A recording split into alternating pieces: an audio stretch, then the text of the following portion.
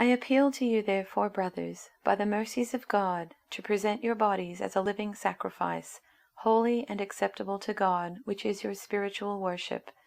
Do not be conformed to this world, but be transformed by the renewal of your mind, that by testing you may discern what is the will of God, what is good and acceptable and perfect.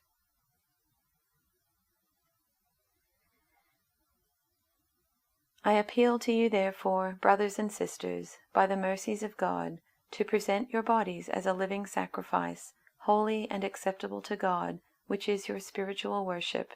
Do not be conformed to this world, but be transformed by the renewing of your minds, so that you may discern what is the will of God, what is good and acceptable and perfect.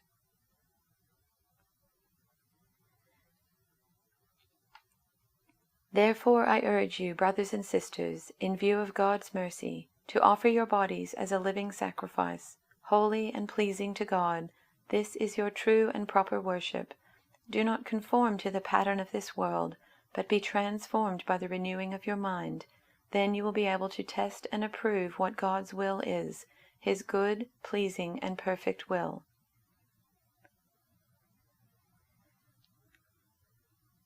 And so, dear brothers and sisters, I plead with you to give your bodies to God because of all He has done for you. Let them be a living and holy sacrifice, the kind He will find acceptable. This is truly the way to worship Him. Don't copy the behavior and customs of this world, but let God transform you into a new person by changing the way you think. Then you will learn to know God's will for you, which is good and pleasing and perfect.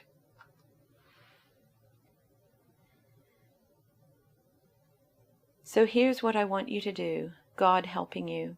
Take your everyday, ordinary life, your sleeping, eating, going to work, and walking around life, and place it before God as an offering. Embracing what God does for you is the best thing you can do for Him. Don't become so well adjusted to your culture that you fit into it without even thinking. Instead, fix your attention on God. You'll be changed from the inside out. Readily recognize what He wants from you, and quickly respond to it.